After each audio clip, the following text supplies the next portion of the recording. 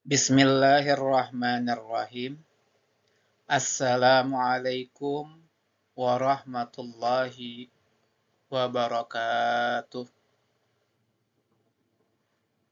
Perkenalkan, saya Aditya Eka Murti, mahasiswa dari Replindo Jakarta, kelas 2D. Ingin mempresentasikan materi mengenai farmakologi obat mata sebagai pemenuhan tugas ujian akhir semester dari mata kuliah Farma Umum dan Mata.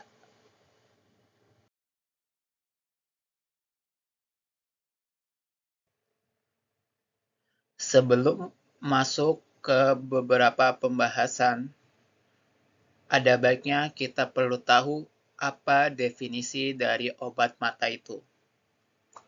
Obat mata adalah sediaan farmasi yang dirancang khusus untuk digunakan pada mata, yang digunakan untuk mengobati berbagai kondisi atau penyakit mata. Obat ini dapat berbentuk beberapa jenis, yakni bisa berbentuk tetes mata, salep, atau gel. Dan biasanya digunakan untuk mengatasi masalah seperti infeksi, alergi, mata kering, atau glaukoma.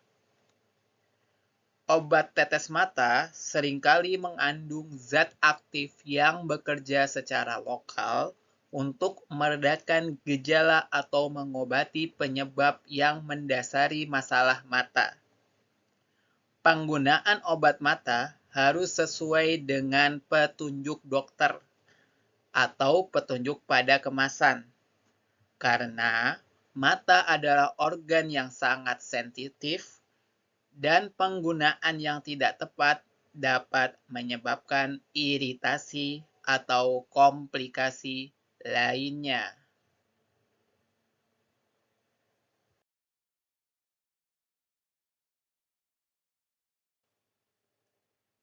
Berikut ini adalah faktor-faktor yang perlu diperhatikan dalam membuat obat mata. Di sini saya jelaskan ada 10 poin. Mari kita bahas satu persatu. Yang pertama, ada sterilitas. Obat mata harus dibuat dalam kondisi steril untuk mencegah kontaminasi mikroba yang dapat menyebabkan infeksi pada mata. Yang kedua, pH yang sesuai. pH obat mata harus disesuaikan agar sesuai dengan pH alami air mata, yakni sekitar 7,4, untuk mengurangi iritasi dan memastikan kenyamanan penggunaan. Yang ketiga, isotonisitas.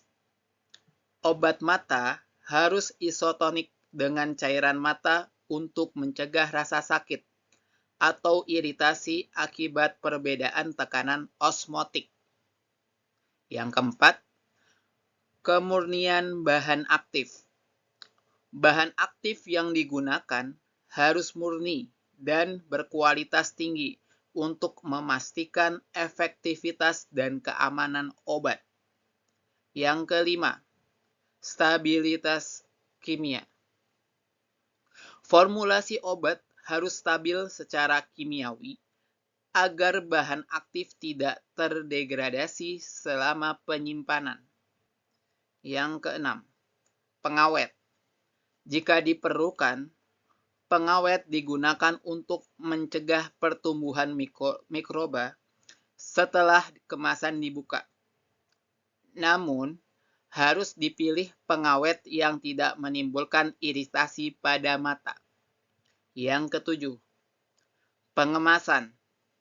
Obat mata harus dikemas dalam wadah yang melindunginya dari cahaya, udara, dan kontaminasi, serta mudah digunakan oleh pasien. Yang kedelapan, konsistensi. Tekstur atau kekentalan obat mata harus sesuai untuk memastikan mudah diaplikasikan dan didistribusikan secara merata di permukaan mata.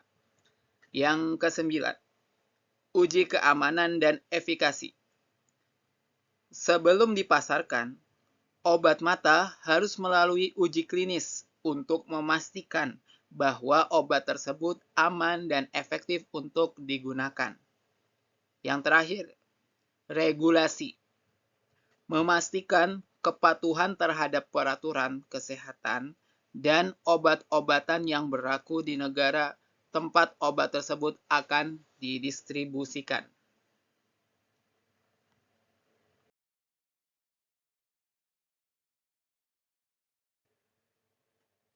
Bagaimana cara kerja obat mata? Mari kita bahas. Obat mata, seperti tetes mata, bekerja dengan cara langsung mengantarkan zat aktif ke permukaan mata untuk mengatasi berbagai kondisi seperti iritasi, infeksi, atau alergi. Ketika obat mata diteteskan ke dalam mata, obat tersebut menyebar di permukaan kornea dan konjungtiva, yang merupakan lapisan luar mata.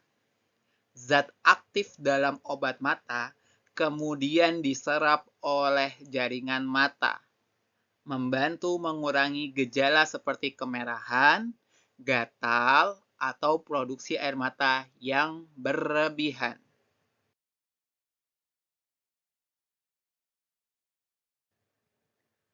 Berikut saya jelaskan mengenai jalur penyerapan obat mata secara rinci. Ada 5 jalur utama. Yang pertama, absorpsi permukaan mata. Setelah obat mata diteteskan, ia menyebar di permukaan kornea dan konjungtiva. Penyerapan dapat dimulai di permukaan ini, terutama jika obat memiliki formulasi yang memungkinkan penetrasi ke jaringan mata. Lalu, yang kedua, penetrasi kornea. Kornea adalah penghalang utama yang harus dilalui oleh obat untuk mencapai bagian dalam mata. Struktur kornea terdiri dari beberapa lapisan yang menghambat atau memfasilitasi penyerapan, tergantung pada sifat kimiawi obat, seperti lipofilisitas. Lalu yang ketiga, difusi ke aqueous humor.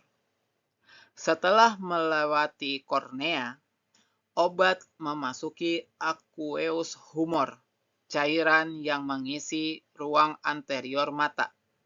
Disinilah obat dapat mulai bekerja untuk mengatasi kondisi yang ditargetkan, seperti infeksi bakteri atau tekanan intraokular. Lalu yang keempat, distribusi ke jaringan mata lainnya. Dari aqueous humor, obat dapat menyebar ke bagian lain dari mata, seperti iris, lensa, dan badan siliaris. Penyebaran ini penting untuk mencapai target terapeutik yang lebih dalam. Yang terakhir, eliminasi dan metabolisme. Obat yang terserap akan akhirnya dieliminasi dari mata melalui jalur drainase seperti kanal Schlemm atau diuraikan oleh enzim lokal.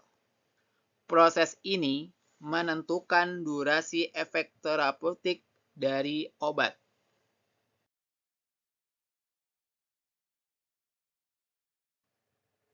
Berikut ini saya jelaskan beberapa bentuk sediaan obat mata. Yang saya bahas ada 6 macam jenis. Yang pertama, tetes mata atau eye drops. Sediaan cair yang paling umum digunakan untuk mengobati berbagai kondisi mata, seperti infeksi, alergi, atau mata kering. Tetes mata mudah diaplikasikan dan bekerja cepat dengan menyebar langsung di permukaan mata. Jenis yang kedua, yaitu salep mata atau ointment. Sediaan semi padat yang mengandung bahan aktif dalam basis minyak.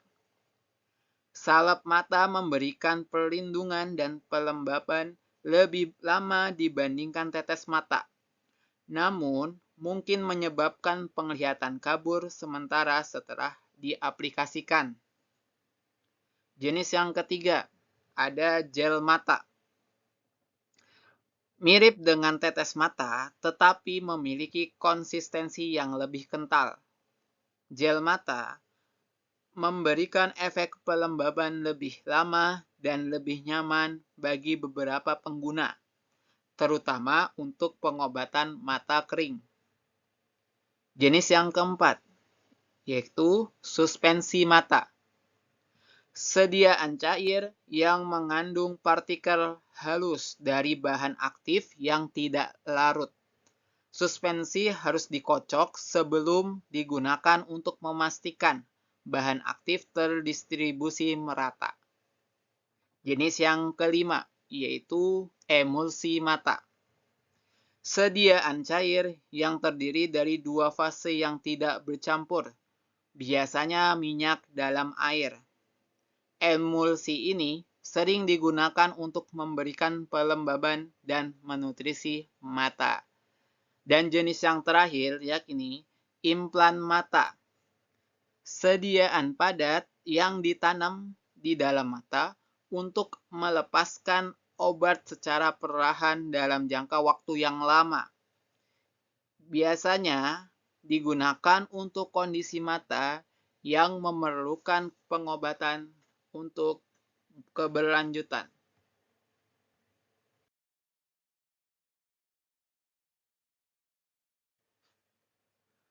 Berikut ada dua cara pemberian obat mata. Yang saya bahas pertama yakni pemberian obat mata secara periokular. Pemberian obat mata secara periokular adalah metode administrasi obat yang diterapkan di sekitar bola mata, tetapi tidak langsung ke dalamnya. Metode ini sering digunakan untuk mencapai konsentrasi obat yang lebih tinggi di jaringan mata tertentu, dengan meminimalkan efek samping sistemik yang mungkin timbul dari pemberian oral atau injeksi intravena. Teknik periokular melibatkan injeksi di daerah sekitar orbit mata, seperti subkonjungtiva, subtenon, atau retrobulbar. Ini sering digunakan dalam pengobatan kondisi seperti uveitis posterior atau edema makula diabetik, di mana penetrasi obat yang lebih dalam ke jaringan mata diperlukan.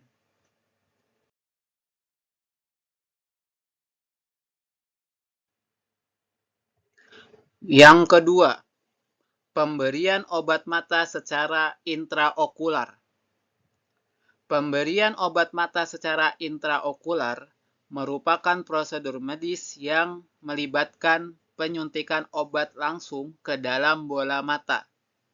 Prosedur ini biasanya dilakukan untuk menangani kondisi mata yang serius, seperti degenerasi makula terkait usia, retinopati diabetik, atau infeksi intraokular yang parah. Injeksi intraokular memungkinkan obat mencapai area yang memerlukan perawatan secara langsung dan efektif. Mengingat beberapa obat tidak dapat mencapai konsentrasi terapeutik yang memadai melalui metode pemberian lainnya.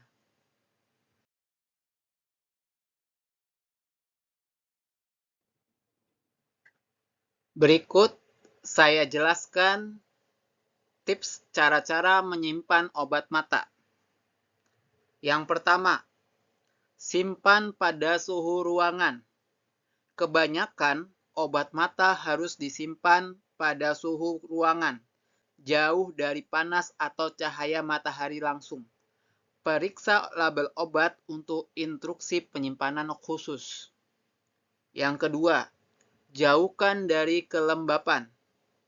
Hindari menyimpan obat mata di tempat yang lembab, seperti kamar mandi, karena kelembapan dapat mempengaruhi kualitas obat.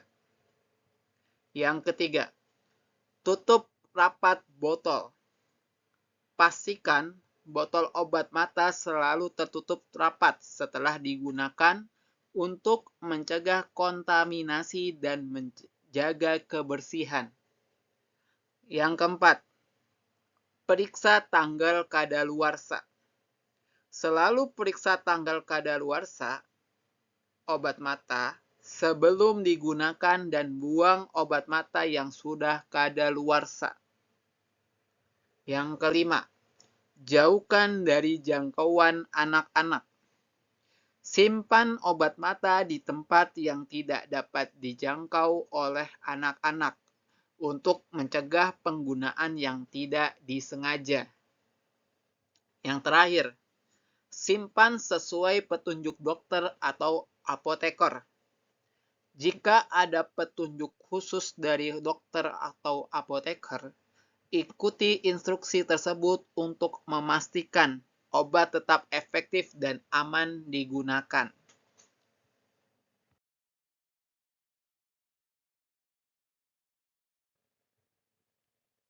Berikut cara-cara dan tips memusnahkan obat mata. Yang pertama, baca petunjuk. Periksa kemasan obat untuk mengetahui apakah ada petunjuk khusus tentang cara memusnahkannya. Beberapa obat mungkin memiliki panduan pembuangan yang spesifik. Yang kedua, jangan dibuang ke toilet. Hindari membuang obat ke toilet atau saluran air, kecuali jika petunjuk obat secara khusus menyarankan demikian. Hal ini dapat mencemari sumber air dan lingkungan. Yang ketiga, lindungi identitas Anda. Jika obat tersebut dalam botol atau kemasan dengan informasi pribadi, hapus label atau coret informasi tersebut sebelum membuangnya untuk melindungi privasi Anda. Yang keempat, program pengembalian obat. Cari tahu apakah ada program pengambilan obat di apotek atau fasilitas layanan kesehatan setempat. Banyak tempat kini menyediakan layanan ini untuk memastikan obat dibuang dengan aman. Yang terakhir, metode sampah rumah tangga. Jika tidak ada petunjuk khusus atau program pengambilan, Anda dapat membuang obat ke sampah rumah tangga dengan cara yang aman. Campurkan obat dengan bahan yang tidak menarik seperti tanah, serbuk kopi, atau pasir kucing. Lalu tempatkan dalam wadah tertutup untuk mencegah bocor atau dikonsumsi oleh anak-anak atau hewan.